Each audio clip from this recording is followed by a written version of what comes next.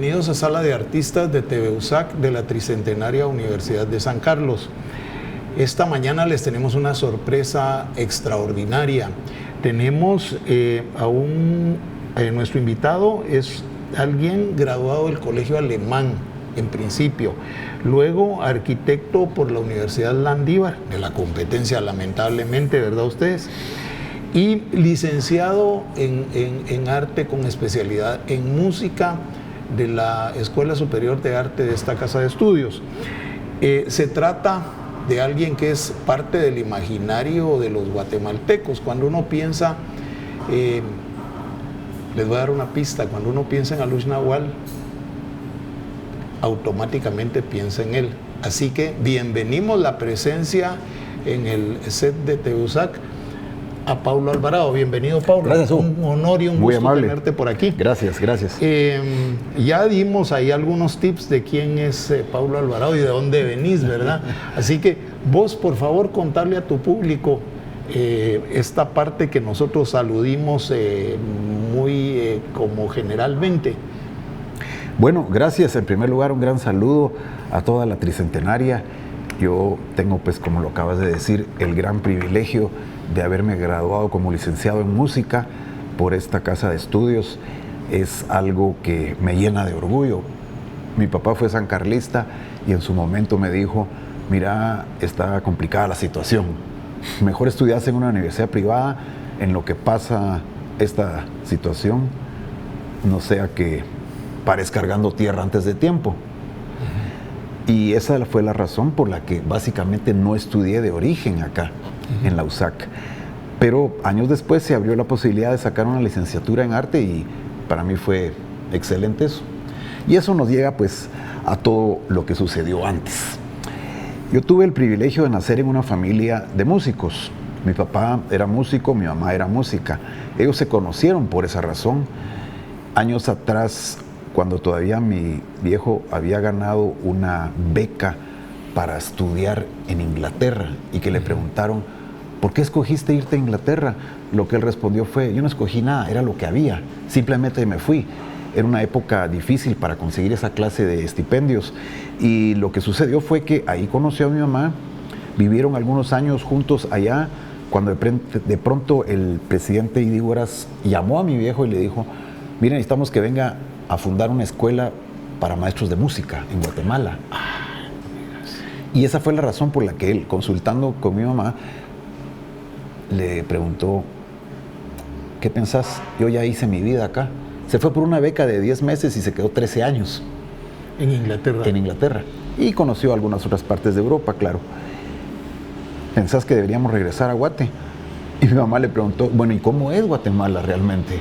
Bueno, es soleado, ¿verdad? A veces llueve un poquito, pero el clima es muy benigno. Vámonos, dijo, porque era escocesa.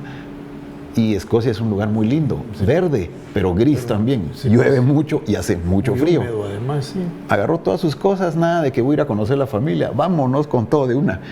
Y esa es la razón por la que nacimos en Guatemala, mi hermano chico y yo. Y bueno, de ese momento te puedo decir yo que lo que siempre voy a recordar es que la casa paterna y materna no era un lugar donde se escuchaba música, era un lugar donde se hacía música. Yo fui arrullado con obras como los famosos conciertos de Brandenburgo de Juan Sebastián Bach en vivo. Eso ya es mucho decir hasta para el norte de Europa, porque mi papá pues tenía mucha relación con todo el mundo musical en Guatemala y siempre tuvo la iniciativa de trabajar agrupaciones y encuentros de música con toda suerte de colegas con los que armó festivales. Como buen sancarlista, pues tuvo también que ver la conexión ahí hasta que él se convirtió en un maestro de la Facultad de Humanidades, de la cual yo también pues soy egresado. Y en ese sentido, pues crecí en un ambiente que fue continuamente el de hacer música. Si había una reunión en la casa, no era solo invitarlos a vénganse a tomar unos tragos, sino vénganse a sentar en la sala que estaba dispuesta de esa manera para que se dieran conciertos. Aunque fuera subidos como en galería en las gradas, Las personas se sentaban ahí y tenías de pronto decenas de personas metidas en la sala de la casa escuchando un recital de música de cámara. Sí, pues creciste en el Crecí ambiente. en ese ambiente, era casi inevitable. Es la música en voces osmótica, digamos. Sí, Estuvo ahí sí siempre. que no hubo para dónde. Mi papá músico, mi mamá música. Ella venía de una familia que no eran todos músicos, pero sí apreciaban mucho la música. Un hermano de ella incluso fue empresario de eventos musicales en Europa. Mientras que al lado de mi papá, te puedo hablar de mi abuelo, don Jesús María Alvarado, era músico. Por eso Su se llama papá. así la escuela, entonces. Eso se lo pusieron los del claustro de catedráticos. Mi papá se inhibió de conocer esa iniciativa porque digo, no puedo poner el nombre de mi propio padre a la escuela, pero si ustedes quieren hacerlo, tampoco me opongo. Ala, pero qué honor, ¿verdad? Fue un gran honor. Tenido la oportunidad de fundar él la escuela. Él la ¿verdad? fundó, le pusieron el nombre de mi abuelo y mi abuelo a su vez era hijo de otro músico que era herrero de profesión, pero que armó la marimba Alvarado Hermanos en Suchitepeques, básicamente en Mazatenango. Mientras que del otro lado de mi abuela venía toda la línea de los Coronado. Ahí tengo tal vez el representante más importante de esa familia en la música, Santiago Coronado Porras, que fue mi bisabuelo, autor de la famosa marcha fúnebre La Fosa. ¿Cómo no? Más otra serie de familiares Coronado. O sea, en pocas palabras, yo estaba condenado a ser músico. Sí, no había para dónde, parece, ¿verdad? Ok. ¿Cómo llegas al aprendizaje del cello? ¿Y por qué el cello? Sí, esto me lo han preguntado y aquí me voy a quitar estos lentes porque ni que hubiera tanto sol. Yo estaba empezando a estudiar piano con mi mamá, era pianista graduada y de pronto un día llega mi papá con un chelito. Digo chelito porque era lo que llamamos un chelo de medio tamaño, 2/4. El 4/4 es el completo. Agarra así el arco y así se empieza a tocar. Él era chelista. Ahí empezó mi estudio del violonchelo, por lo que puedo decir que yo no escogí el instrumento. Fue mi papá el que me dijo, lo vas a tocar, ese es tu instrumento. Cosa que le agradezco a la fecha. Como he dicho en muchas ocasiones, los chelistas hoy día y las chelistas hoy día son ya una congregación numerosa, pero nunca se compara con la cantidad de personas que tocan violín, o que tocan piano, Sí. o que tocan guitarra. A veces pienso que incluso no pueden competir con los que tocan instrumentos de viento, como los clarinetes o las trompetas, que son mucho más numerosas. Así las son personas que menores. tocan. Yo pensaba que había muchos chelistas. Hay un montón, hay muchos. Pero digamos, porcentualmente son menos que Los otros instrumentos. instrumentos. Claro, si estás estudiando algo muy extraño como contrafagote o una cuestión así, pues sí, estás en total desventaja. El violonchelo lo que tiene es una ventaja sobre otros instrumentos, que tiene una tesitura muy cómoda, con suficientes graves y suficientes altos. Entonces, ¿qué es lo que sucede? Que si vos pones una orquesta solo de violines, no tenés base. Si pusieras una orquesta solo de contrabajos, no tenés altos, las voces agudas de la melodía. Se puede hacer, pero no funciona mucho. Pero yo tuve la suerte de tocar, por ejemplo, con 200 chelistas en el primer Congreso Mundial de Chelos, bajo la dirección nada más y nada menos que de Rostropovich. Y dije, sí, 200 chelos pueden sonar juntos y nadie se desespera. Tal vez es un poco ruidoso, eso sí. Es un arrullo para el espíritu el cello realmente, ¿verdad? Sí, es un instrumento muy privilegiado y ese es el origen pues, de por qué toco cello y por qué continué yo después, por mi propia cuenta, como autodidacta, investigando el instrumento. Y creo que el cello ha tenido como un momento de esplendor en estos últimos, tal vez 30 años, ¿verdad? Han surgido muchos virtuosos del cello que se han convertido en solistas internacionales importantísimos, ¿verdad? Chinos, Yo-Yo Ma, por ejemplo. Por supuesto, ¿verdad? él es de lo más granado que puede haber en el violonchelo. Pero fíjate que va más allá, un poco más atrás, Hugo. Lo que sucede es que cuando el cello surge, se ocupa de él muy paulatinamente el grupo de compositores eruditos de Europa, porque básicamente hacía acompañamientos. Cuando surge el cuarteto de cuerdas en el siglo XVIII y se establece como una agrupación de cámara, tenés 2 violines, una viola y un violonchelo. Entonces el violonchelo está ocupado mucho con hacer la parte de bajo no propiamente la del contrabajo, pero tiene que proveer la base. Y así sucede en una serie de agrupaciones donde toca. No es sino hasta después que se empieza a valorar como instrumento solista. Claro que esto no puede ser una definición absoluta. Tenemos al gran maestro Juan Sebastián Bach, que escribe más de 2 horas sólidas de música solo para cello, para el cello solo, es decir, sin acompañamiento. Son las famosas 6 suites de cello solo de Bach, que hasta la fecha no han sido superadas como propuesta. Boccherini también. Boccherini, que él mismo era chelista. Haydn le dedica un gran concierto, pero de ahí poco a poco hasta el siglo XIX es donde empieza a surgir los grandes conciertos de violonchelo como solista con una orquesta romántica, es decir, una orquesta grande. Ahora bien, en el siglo XX realmente es donde alcanza un florecimiento extraordinario, gracias principalmente al gran chelista catalán Pablo Casals, y luego los que le siguieron y se dieron cuenta toda la potencialidad que tenía el instrumento. Cobró tanta importancia que, por ejemplo, llega un famoso director y dice, bueno, voy a comisionar y voy a dar plata para que 12 compositores distintos escriban música contemporánea para el cello. Esto es una cosa muy inusitada que tendría que ser todo un programa para platicar de eso. Pero lo que te quiero decir es que el cello cobra mucha importancia en el siglo XX, y a lo que vos te referís seguramente es más a la época del rock. Porque interesantemente se dan cuenta que el cello funciona así. Y los proyectos son esencialmente anglosajones, pues la Orquesta de la Luz Eléctrica, así se le llamó a ese grupo, en los 70s y 80s. Más recientemente tenés a Apocalíptica, que no son ingleses, son de Finlandia. Tenés también los esfuerzos de estos 2 cellos, del cual el más famoso es Stefan Hauser, croata. En América Latina es mucho más reducido, porque hay chelistas. Yo pienso en una hondureña como Shirley Paz, o pienso en Sonia Bruno de Costa Rica. Aquí nomás, en Centroamérica, muy buenas chelistas.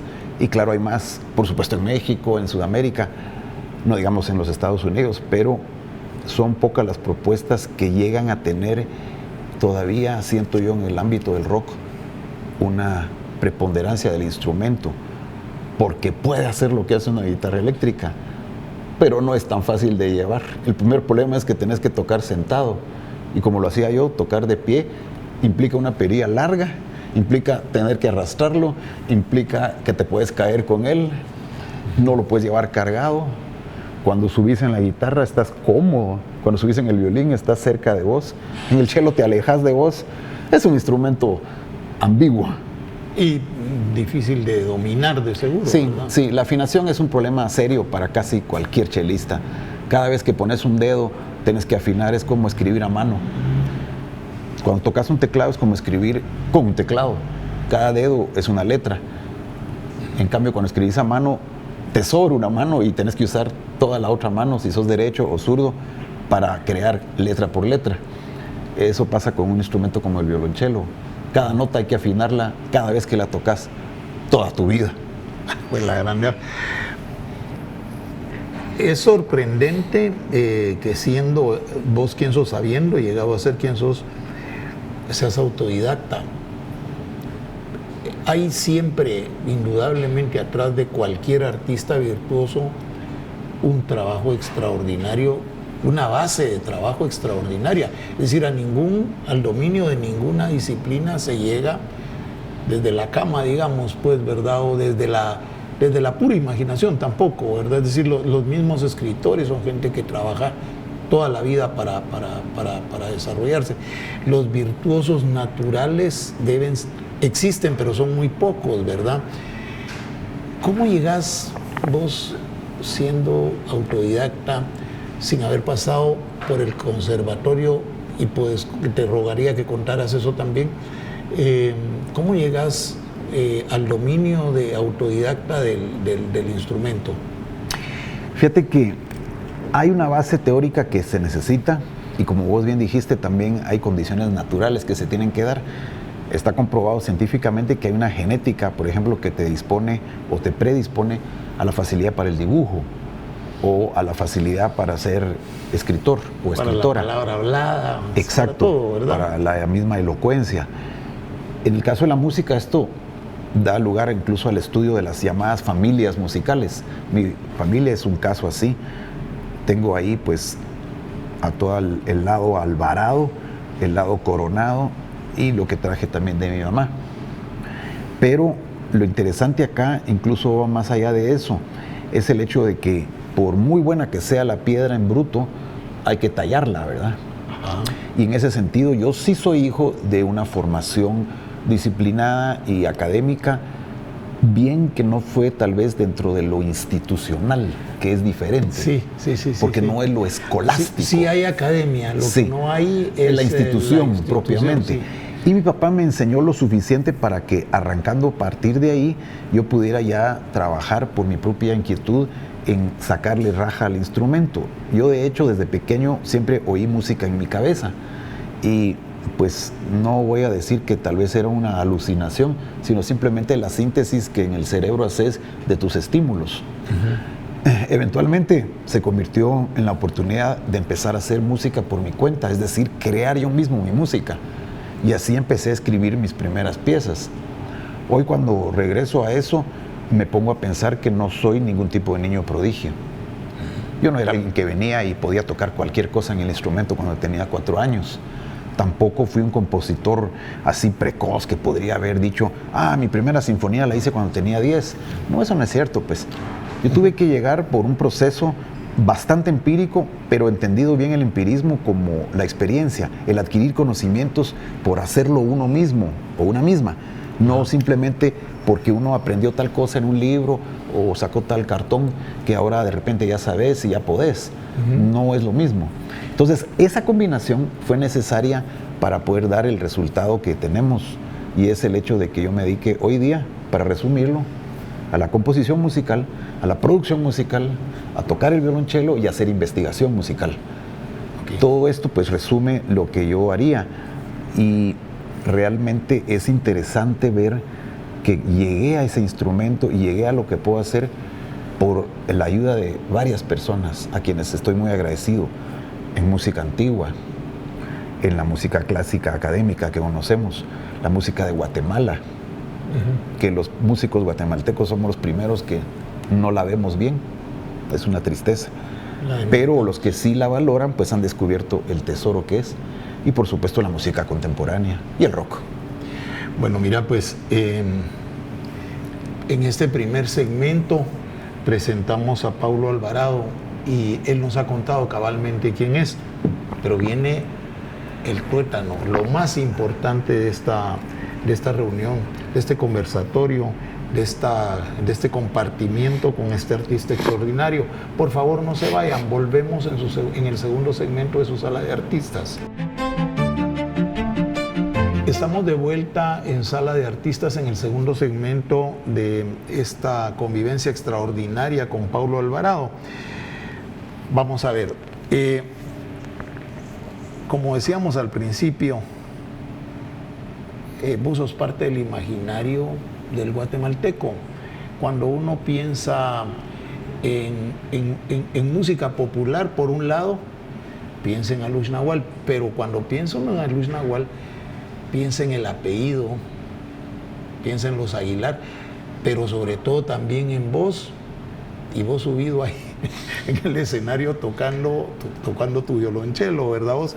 Entonces, yo te pediría que habláramos ahora de estos temas, de los temas de los grupos a los que has pertenecido, y que le contaras a tu público particularmente sobre tu participación, sobre la configuración, cómo llegas a Alush Nahual, eso, la historia de Alush Nahual y tu pertenencia al grupo.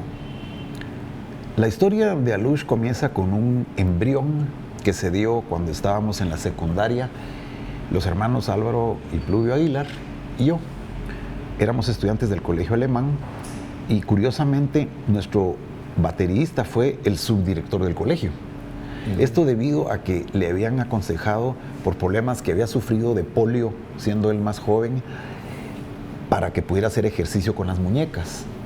Se consiguió una batería, se consiguió que le dieran clases y el resultado de esto fue simpático, que él puso la batería, puso equipo de sonido para nosotros, armamos el grupo y esto fue la consecuencia de que Álvaro me llamara un día para decirme que necesitaban un cello en el grupo.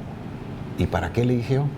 Pues es que vamos a tocar Close to You de los Carpenters. Sí, pues. Y yo le dije, bueno, eso no lleva cello, lo que tiene es una sección de cuerdas que hay atrás y eso lo graban en estudio y todo. Y la respuesta fue contundente, ¿qué importa? Venite. Así fue como empezamos. En ese momento pues tocaban otros compañeros de la escuela con nosotros, pero como es usual pues las bandas de escuela se disuelven cuando los integrantes pues dejan el colegio. Se separan. Entramos a la U y cabal ese año que yo empecé la universidad en el 79, volvimos a reunirnos. Ya en este caso con otro integrante que fue fundamental, el primo de ellos, Ranferí, que venía de Sudamérica porque había estado viviendo ahí con su familia.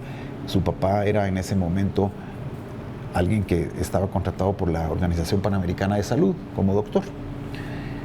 Y junto con Jack Schuster, que era un catedrático de Álvaro en la U, y un amigo de Pluvio, que era Javier Flores, armamos ese grupo, los 6.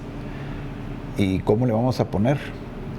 Pues se le ocurrió al suegro de Álvaro que podía ser un nombre utilizando vocablos indígenas, porque no queríamos que fuera un nombre en inglés. Eso era una tendencia que definitivamente rechazamos, pero tampoco encontrábamos un nombre adecuado en castellano. Así que finalmente le pusimos el nombre que todo el mundo conoce, Alush Nahual, que es una especie de tautología, el espíritu del duende. Pero de alguna manera pues fue el nombre que llevó al grupo desde un 16 de junio de 1979 a adquirir la fama que tiene. Y esto se debe a dos cosas. La primera es una muy general, que es propia del rock, es que es una música masiva. Por las características de la tecnología que utiliza, que hay una serie de instrumentos que nacieron electrónicos, los sintetizadores y sobre todo las guitarras y el bajo eléctrico, bueno, se amplifican y se amplifican mucho. Entonces puedes tocar en un estadio, cosa que difícilmente haces con un grupo de cámara de música clásica o incluso con una orquesta y con coros que tienen problemas, grandes y serios problemas para una amplificación adecuada. En ese sentido, entonces el rock llega a muchas personas simultáneamente, más que ningún otro tipo de expresión artística, ni siquiera el cine. Es muy interesante. Pero ¿qué es lo que sucede entonces? Que si vas a tener un producto que le vas a poner enfrente a muchas personas, puede aguantar ese producto.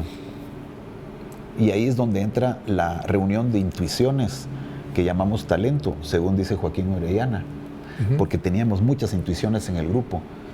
¿Cómo pasó eso? No lo puedo explicar. Había una herencia musical de los parientes Aguilar, había la herencia musical mía y de alguna forma había un deseo muy fuerte de experimentar. Con el tiempo eso se perdió y ahora el grupo pues está en una clara fase de mantenimiento. Solo se repite lo mismo una y otra vez porque es lo que el público espera, ¿verdad? Pero en ese tiempo había mucha experimentación y en ese sentido no basta tener el deseo de experimentar, sino tenemos que tener la capacidad de corresponder con ese deseo. Eso existía en Alush. Yo te diría que los primeros años fueron extraordinarios. La primera década vio la producción de 6 LPs. Eso es ya bastante desde el punto de vista cuantitativo, pero además desde el punto de vista de propuesta. Lo que se trabajó con Alush fue bueno y puede no gustarle a nadie o puede gustarle a todos y a todas, pero compite perfectamente con cualquier producción de rock de la historia de habla hispana en América Latina y me atrevo a decir en la península ibérica. Las estructuras musicales de Alush son bastante más complejas que las de la mayoría de los grupos. Sin embargo, no se desconectan del público. No es la propuesta pasada de erudita, pasada de progresiva, pasada de incomprensible de una vez, no. Es algo que sí conecta con el público. Conecta con la gente, claro. Y esto fue lo que nos lanzó al ruedo y nos garantizó de alguna manera que pudiéramos ser bien conocidos. Entonces, obviamente, a eso tenemos que derivar en la fama y la reputación, que es una mejor palabra. Dice un amigo mío que la fama es la prima callejera de la reputación. De manera que tenemos pues un alcance muy enorme y definitivamente es la razón principal por la que somos conocidos los que hemos integrado el grupo. En mi caso, como fundador, desde el primer momento y durante 40 años, para nadie es un secreto que el aporte de Paulo Alvarado a Luis Nahual nunca fue el menos significativo, todo lo contrario, ¿verdad? Lo que vos acabas de decir. Y en ese sentido, pues creo que esa es la explicación, dicha resumidamente, de por qué tenemos esa, digamos, esa figura dentro del consciente y del inconsciente colectivo. Ese pegue entre la gente, ¿verdad? Claro, claro. Sí, sí, no hay duda que a Luis Nahual es una época, marca una época Sí. en la cultura popular guatemalteca, en el rock guatemalteco indudablemente. Sí. Yo no he sido muy de rock, para serte sincero, pero sí a Luis Nahual era de lo que en realidad sí me llegaba al corazón, pues, ¿verdad? Y eso tiene su explicación, porque no era solo despliegue de virtuosismos. A Luis no se caracteriza por grandes solos de instrumentos, ni por desbarres tremendos en ningún momento, sino se caracteriza por escribir buenas canciones. Sí, eso. Eso es. No hay que darle más vuelta al asunto, ¿verdad? Y entre la gente de mi generación tiene un nombre a Luis Nahual Así es. Y como vos dijiste hace un momento, y eso creo que es un asunto importante y que hay que resaltar, y es que es la suma, la síntesis de todos los virtuosismos que se juntan ahí, pero el producto siendo un producto de alta calidad, es un producto modesto, como solemos ser los guatemaltecos. Es que yo creo que hay que ir también hacia ahí, ¿verdad? Los guatemaltecos somos gente modesta, que habla quedito, que dice cosas que no son cosas rimbombantes, ¿verdad? Los guatemaltecos somos gente aplanada, como bien decía Cardosa de Aragón, ¿verdad? Hablamos quedito, todo nos da pena. No somos como los caribeños. Los caribeños son gente exaltada permanentemente, ¿verdad? La música caribeña también lo es. Nosotros somos otra cosa. Yo creo que un poco esto es el mérito que el grupo tiene, y el hecho de que haya pegado tanto entre mira, pues no entre mi generación o la tuya o las que vienen atrás, que haya pegado tanto entre los guatemaltecos. Luis Nahual es música de los guatemaltecos realmente, con lógicas diferencias, y vamos a ir ahí a la paternidad que precede a los Alvarado en ¿cómo se llama el abuelo de los Alvarado? Don Chusito, Jesús María Alvarado. No, pero de los Aguilar, perdón. Bosbelí Aguilar. Bosbelí Aguilar, ¿verdad? Es decir, música sin pretensiones gloriosas, nuestra, música que los guatemaltecos sentimos, ¿verdad? Creo que eso es uno de los grandes valores que marca esa época. Yo voy a actuar o interactuar con lo que acabas de decir, porque son varias cosas muy interesantes. Una de ellas es que efectivamente la mayoría de la música, no solo en Guatemala, sino en todo el mundo y en toda la historia, responde a una acción fundamental, que es el baile. Ajá. O sea, la danza. La mayoría de la música estoy utilizando mal la concordancia del verbo, la mayoría de la música es para cantar o para bailar. En realidad, la búsqueda de una música que sea más intelectual y que sea solo para escuchar empieza a surgir en Europa a partir del barroco, y en el siglo XX alcanza extremos. Pero digamos que esencialmente lo que podía componer alguien como mi abuelo o el abuelo de los Aguilar o cualquiera de los músicos que siguen activos aquí y en todas partes, es música que responde a estructuras del movimiento del cuerpo. Sí. Es la marcha, 1, 2, 1, 2, y el latido del corazón, 1, 2, 3, 1, 2, 3. Ahí está resumida la música, si lo querés ver de una forma muy simplificada. Pero creo que un lenguaje muy primario. Es un lenguaje muy primario porque se refiere a los ritmos internos del cuerpo. Pero naturalmente, como también tenemos un cerebro que racionaliza un montón de cosas, llegamos a trabajos mucho más elaborados. Y esa es la diferencia fundamental entre la música académica, que llamamos erudita o más popularmente le decimos clásica, y la música que efectivamente es una expresión popular más sencilla. Es un grado de elaboración. No es que una sea mejor o la otra peor. No es que una sea más pura o no sé qué, esos son romantismos. Mira, lo que sucede es que hay un grado de elaboración que lleva al mismo autor como Brahms, que escribe una canción de cuna y ahí se acabó en 3 minutos, a hacer una sinfonía que dura 45 y que tiene una propuesta mucho más trabajada. Sin embargo, en el caso de Alush creo que se logró de alguna manera hacer la síntesis de ambas cosas, ser lo suficientemente popular y ser al mismo tiempo lo suficientemente propositivo. Ahora bien, cuando decís cómo somos, que vos pues le atribuís una cierta modestia al grupo, yo te diría que lamentablemente estoy más en la línea de que Guatemala ha sufrido una tremenda represión. Guatemala ha sido un país muy reprimido, claro, por lo obvio, que es físico, que es político, mucha represión económica y una represión que incluso alcanza lo cultural. Sí. Lo que se debe decir o no, lo que se puede expresar o no. Y esto también en algún momento lo recogió Alush y lo dijo. Yo lo recojo en mi música todo el tiempo. Mis canciones que hago por mi cuenta, obras incluso para instrumentos que no necesariamente son los del rock. Y bueno, pienso que entonces tal vez el término que yo usaría no es modestia. El término que yo usaría es peor.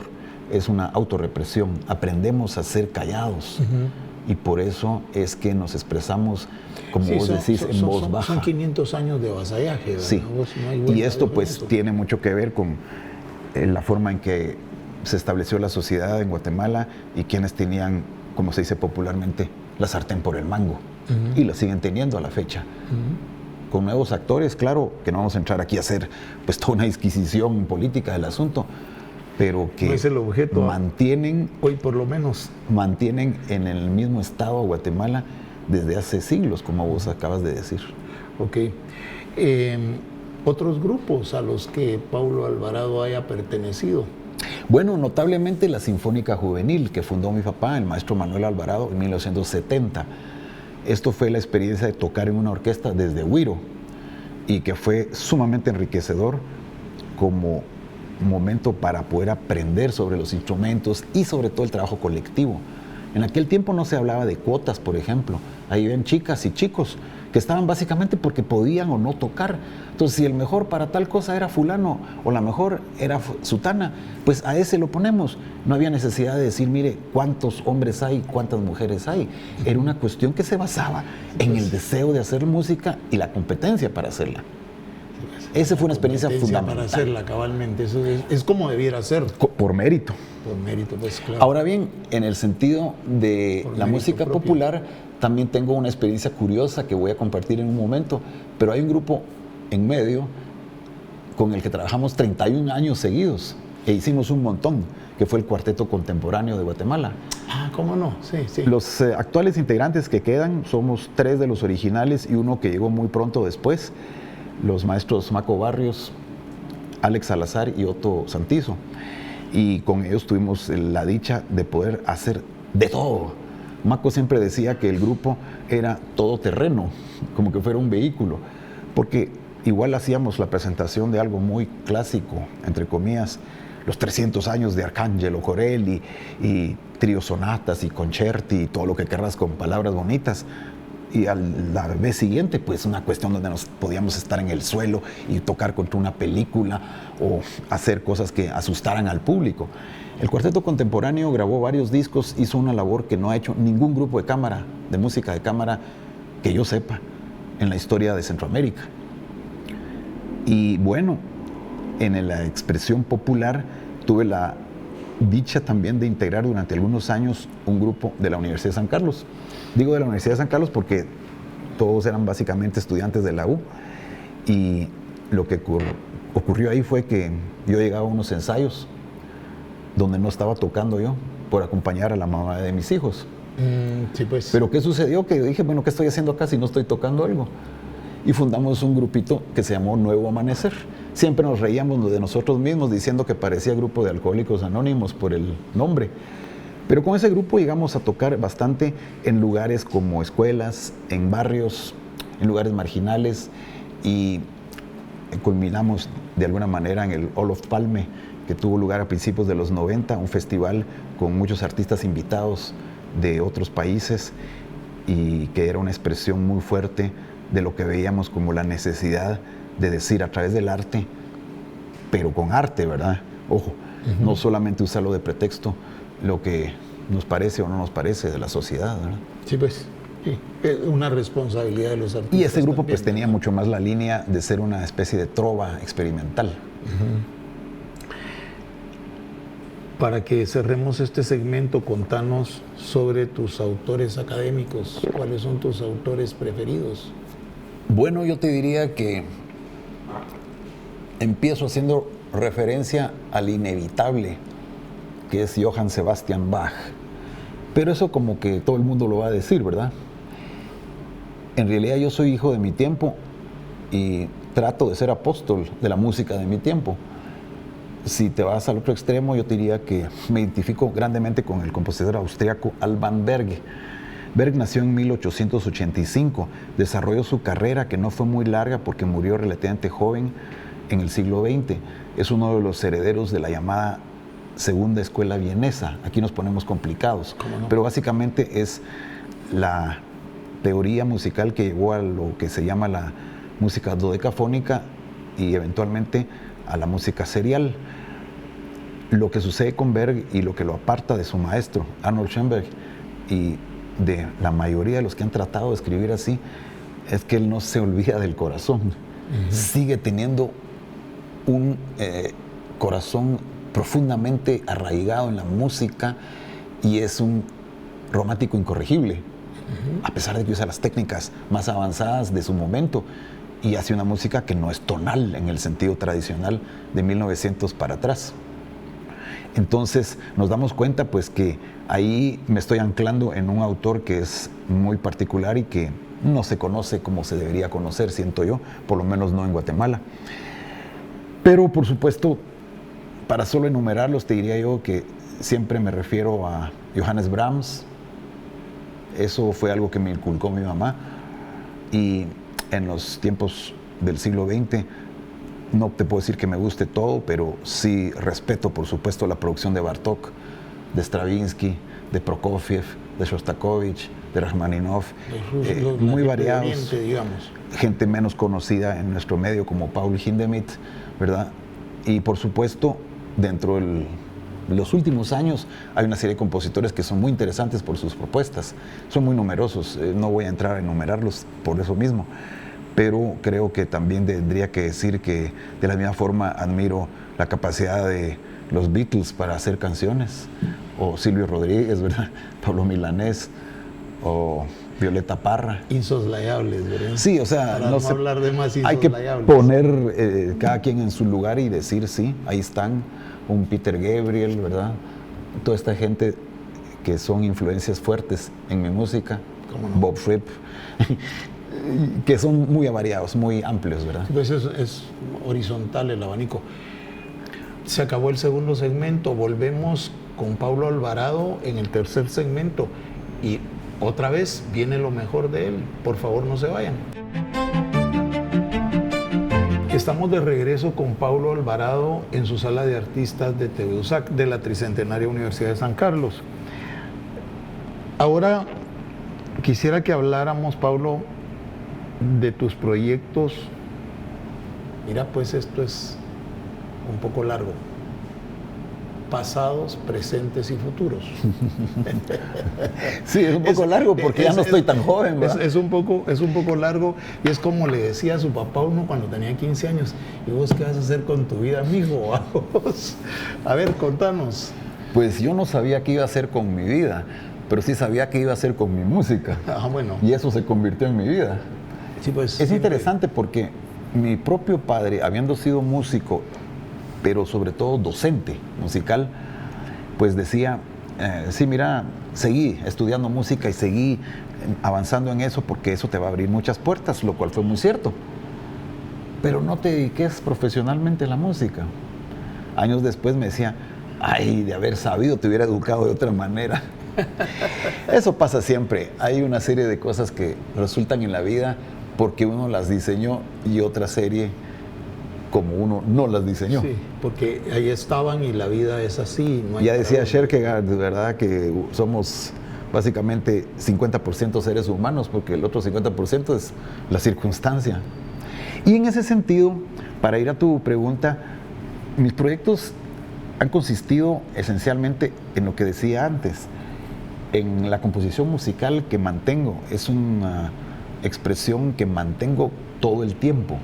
Me adelanto a decir que, por ejemplo, en el momento que estamos hablando, tengo previsto en menos de 2 meses un concierto donde se oye música de cámara de Paulo, como la que ha estado presentando una serie de artistas jóvenes con los que he podido trabajar en los últimos 12 meses. Pero eso es adelantándome.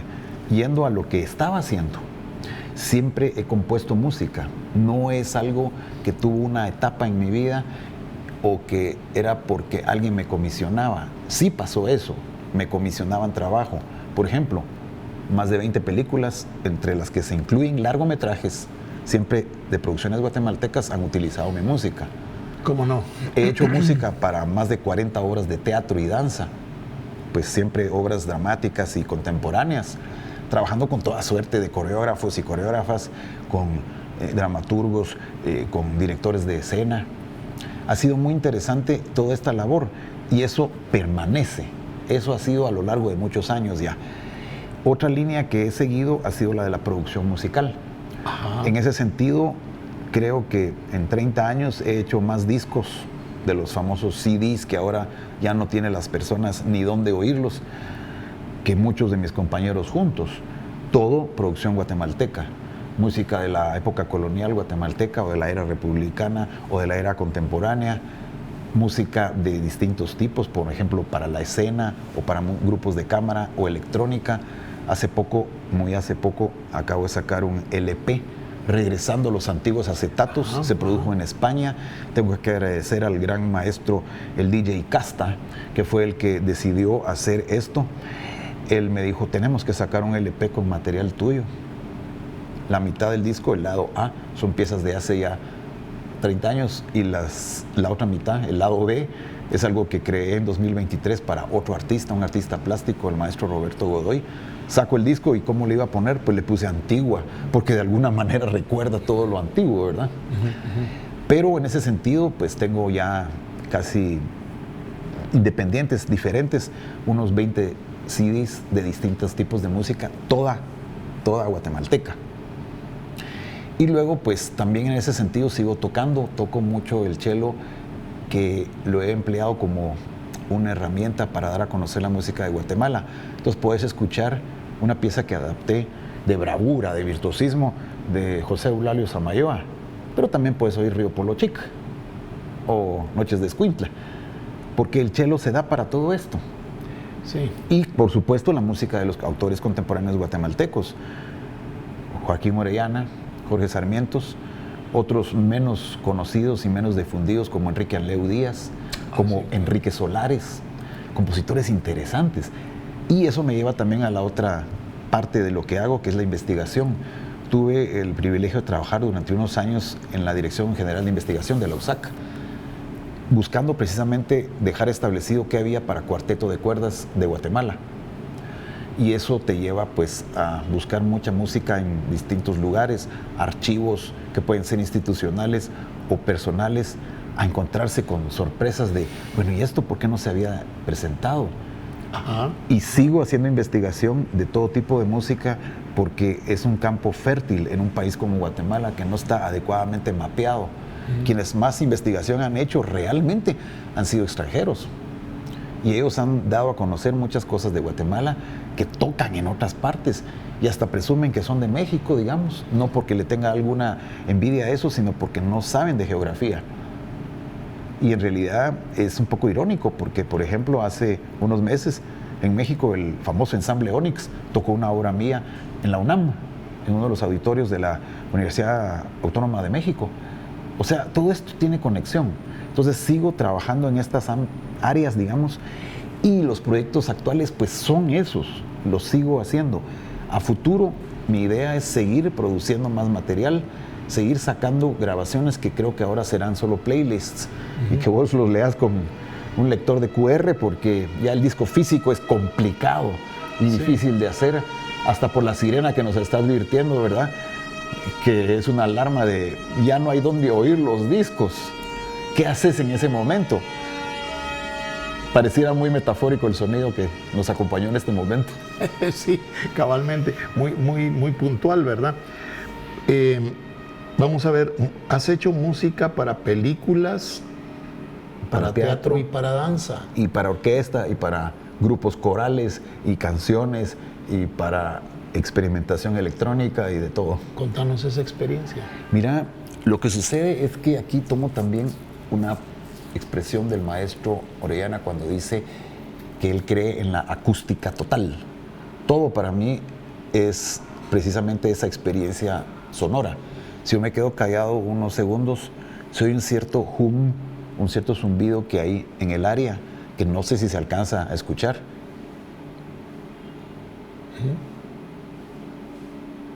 Y recuerdo las palabras de Stockhausen cuando decía: la tarea importante del músico siempre es saber cómo transcribir lo que oye, porque el deber del músico no es hacer música, es oír, como el del escritor no es escribir, sino leer, como el del pintor no es pintar, sino ver.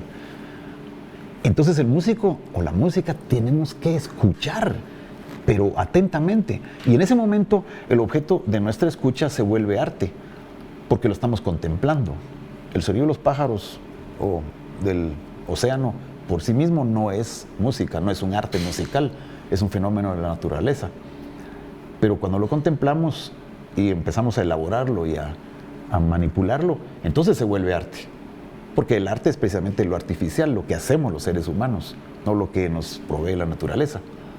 En ese sentido, entonces, diría yo que mi experiencia es tomar todo lo que oigo. A veces estoy componiendo una pieza, transcribiendo algo, pasándolo ahí en la computadora y oigo cabalmente una sirena y digo, esa nota viene bien, a ver cuál es. Porque no voy a decir que tengo oído absoluto, bromeo que tengo oído obsoleto. No sé con oír, ese es un fa sostenido, ese es un si bemol. Hay personas que sí lo pueden hacer, yo no. Pero busco el sonido, lo meto en la pieza y digo, va bien ahí. Esto es precisamente considerar que todo es acústico, que todo es musical, aún los ruidos de una fábrica. Y regresando a Stockhausen, podría decir que lo que él recomendaba es que el curso básico de un conservatorio fuera transcripción musical. ¿Cómo representas algo que has oído? Si es estrellita, bueno, lo puedes escribir. Do, sol, sol, la, sol. Ok, pero si oís ese hum, ¿cómo lo indicas en un papel? ¿Cómo lo transcribís para que alguien que no lo oyó pudiera reproducirlo? Eso ya son otros 20 pesos, ¿verdad? Sí, pues, por supuesto. Eso es básicamente entonces el resumen. Sigo adelante, tengo presentaciones, tenemos una serie de proyectos de grabación que estamos siempre implementando y esperando que tengamos suficiente vida, sanos, para poderlo hacer. Sí, indudable. Todavía te falta. Eso espero. Eso esperamos nosotros también para bien de la historia de la cultura guatemalteca. Esperamos tenerte muchos años. Hablaste de Joaquín Orellana. Contanos ahí tu relación con él, brevemente. Sí, yo creo que Joaquín se constituye hoy por hoy en el autor más interesante de Guatemala. Es interesante porque lo que propone es escapar a la rigidez de lo que él había aprendido de joven, cuando dice que si seguía haciendo lo mismo que había en Guatemala, iba a ser un trasnochado más.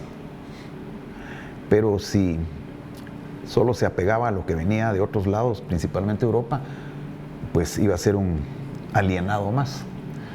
Estas son las palabras de él, pues. Y yo entiendo eso. Metió una bomba, por decirlo metafóricamente, abajo de la marimba. Cuando recogió las piezas, las puso en otro orden. y eso ya no sonaba como la marimba tradicional. Pero él también dice que acercándose a esas expresiones de vanguardia, cuando oís las tradicionales, se resignifican. Y esa es la forma como él trabaja. Yo no he trabajado así, yo he pensado que los materiales que tengo, los tengo que exprimir más. Es plastificar un violonchelo, plastificar una forma como, por ejemplo, la forma de variaciones o la forma sonata. Es plastificar de alguna manera el hecho de que en un conjunto todos tienen que estar solo en su lugar, tocar lo que tienen que tocar y se van. ¿Por qué no actúan con el público? ¿Por qué el público no interactúa también con el ejecutante? Y así podríamos decir que mi procedimiento es diferente al de Joaquín, definitivamente. Pero he tenido la suerte de poder conocer al maestro hace muchos años, en algunos casos, y lo digo claramente, tener el gusto de poderle auxiliar en ciertas cosas. Sus manos derechas han sido siempre el maestro Julio Santos y el maestro Miguel Morales, que le han echado la mano en todo. Yo vengo pues en un lugar inferior a ellos, pero me ha dado el gusto de poderle apoyar en una gran cantidad de trabajos y de estrenar obras de él incluso. Cuando, por ejemplo, presentamos el Poenimio Sinfónico, que es ya un nombre simpático al estilo Joaquín, y que lleva el subtítulo de La muerte ante el paisaje, de Cisbo Salagran. Una rapsodia para violonchelo y orquesta de media hora. Yo dije, si voy a tocar como solista con la Sinfónica Nacional, que sea algo nuevo y que sea de Guatemala. Y eso fue exactamente lo que pasó. Estrenamos la obra que Joaquín no quería tocar con nadie porque todo el mundo le pedía dinero por delante. Y le dije, si hay dinero, mejor vos. Pero si no, pues toquémosla de todas maneras. ¿Será vos? ¿La vas a tocar? Pues sí. Y cuando le preguntaron, ¿y por qué le encargaste a un peludo que se tira en el suelo a que toque una obra de ese tipo? Ustedes lleguen al concierto, les dijo Joaquín. Ahí juzguen, no lo que yo diga, ¿verdad? Y efectivamente, en ese momento, cuando vimos que era necesario un encore, lo primero que viene a la cabeza es, un movimiento de Bach, porque se toca solo con el cello, como una galletita que se le da al público después de la obra principal. Pero no, le dije yo, tenés que hacerme una, y me la tuvo que hacer. Y me dedicó una pequeña pieza para cello solo, que en ese mismo momento también estrené. Entonces mi relación con él es de una gran cordialidad y de un gran privilegio de poderle conocer, de poder estar cerca de él. Pienso que todavía falta la valoración completa de su obra, pero definitivamente pues eso es lo que pasa con los compositores y las pocas compositoras de música que hay en Guatemala. No porque no sean capaces, sino porque a qué horas se dedican a eso, si están en un rol siempre de secundarias, ¿verdad? Un trabajo que también hay que investigar. Sí, pues, has estado, es decir, tu vida ha sido una vida activa, indudablemente, en el mundo de la música. Por este programa pasan menos músicos. Quizá porque yo he tenido mucha relación con pintores y escultores, pasan menos músicos, menos gente de teatro. Pero mira, pues he estado ensayando la idea, la tesis, que a todas las artes, a las bellas artes, las subyace una suerte de corriente que nos mantiene conectados de alguna manera a todos, ¿verdad? Y esa corriente es la poesía.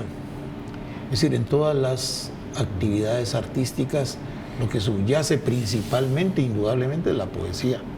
Pienso yo, es mi humilde opinión.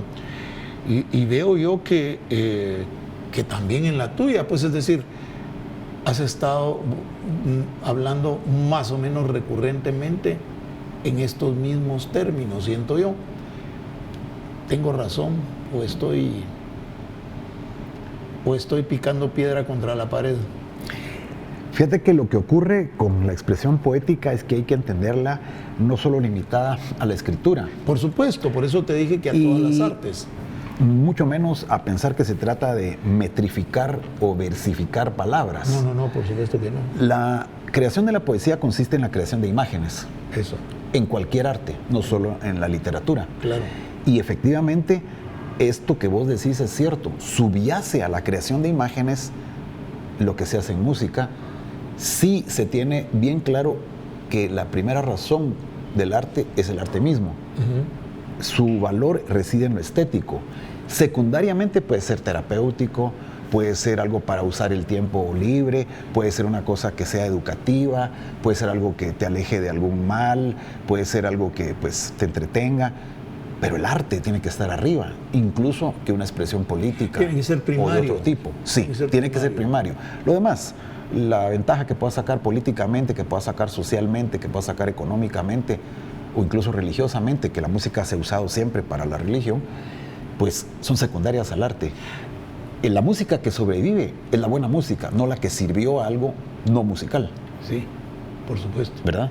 Estamos y en ese sentido, sí, yo creo que subyace todas las expresiones. Tal vez yo haría un llamado que trato de repetir una y otra vez, porque es importante que las personas no se circunscriban a un gueto de un cierto tipo de arte, que solo van a ver cosas de pintura y en ese caso solo al gueto de su amigo pintor, o que el pintor no va a ver danza, o que la bailarina no va a ver una entrega de libros, o que el escritor no va a ver a una chica que va a tocar violín. Entonces esa conexión tiene que establecerse primero entre los propios artistas y solo cuando tengan esa riqueza comprenderán realmente la base poética que vos mencionás. Fíjate que viene al caso lo que te voy a decir. Y perdona que te interrumpa, pero cabalmente también hemos hablado de este tema aquí. Por los 70s, los pintores, los bailarines o las bailarinas, y bailarines y bailarinas, la gente de teatro, la gente que hacía música, la ciudad probablemente era más pequeña y por eso nos conocíamos todos, pero interactuábamos permanentemente. Ahora cabalmente, vos lo acabas de decir, los pintores son una isla, los escultores otra. Es decir, no hay conexión, ¿verdad? Y hay que buscar que eso vuelva a pasar porque el arte es un movimiento finalmente y cabalmente es el movimiento que subyace la espiritualidad de las sociedades, ¿verdad? No hay espiritualidad religiosa, la espiritualidad está en la cultura. Hay una digamos, pareja de extremos entre lo que se podría decir que nos acecha como peligro. Por un lado está un mal del tiempo actual, que es la sobreespecialización. Sucede pues que tenés que ser como el que se concentra y se enfoca solo en una cosa. Te volvés experto en tocar solo la orilla del redoblante. Todos los demás tambores sobraron, incluso el parche, todo sobró. Sos el especialista en la orilla del redoblante. Eso te limita tremendamente tu expresión. Pero en el otro extremo, por supuesto, está el hombre renacentista, que pretende ser todólogo, que sabe de todo, que hace de todo, y que hoy día, más que nunca, eso es imposible. Imposible es, claro. Entonces, encontrar el justo medio, ese equilibrio entre ambas cosas, es difícil. Pero pienso que las guías son no cerrarse ni como público, ni como artista, a estar solo con el gueto de donde se sienten cómodas o cómodos. Esto es fundamental. Es que yo no sé nada de tal y tal espectáculo, entonces por eso vaya, precisamente por lo mismo vaya a lo que no conoce. Por supuesto. Pero la mayoría del público, como también lo señalaba Schoenberg, considera bueno a un artista si satisface sus expectativas, no si lo lleva a viajar, no si le propone algo que no conoce. Entonces, como no conocía aquello, qué aburrido. ¿Y por qué no te abriste? ¿Por qué no te expusiste a aquello? Expónganse todos y todas, artistas y público en general, a todas las cosas. Y si no les gustó de todas maneras, pues ya lo vieron. No fue que no le digan, que no le cuenten, que a lo mejor le mienten. Claro. Bueno, lamentablemente llegamos al final de esta maravillosa convivencia con Paulo Alvarado, que requeriría, ya ustedes se dan cuenta, por lo menos del mismo tiempo para avanzar, ni siquiera, no vamos a decir para terminar. Esperamos que terminar sea cuando se acaben nuestras vidas. Sí. Así que muchísimas gracias al equipo de técnicos de TV USAC, gracias a la gloriosa Tricentenaria Universidad de San Carlos y también a nuestro querido amigo, al artista guatemalteco Paulo Alvarado. Gracias por estar aquí, amigo. Gracias a ustedes, pues aquí. Definitivamente, muchas gracias a la USAC a través de TV USAC, la televisión universitaria, porque esto es algo que se tiene que dar y mucho más. Muchas gracias, Pablo. Gracias por estar aquí. Y gracias a ustedes, gracias por su audiencia. Hemos de volver a encontrarnos.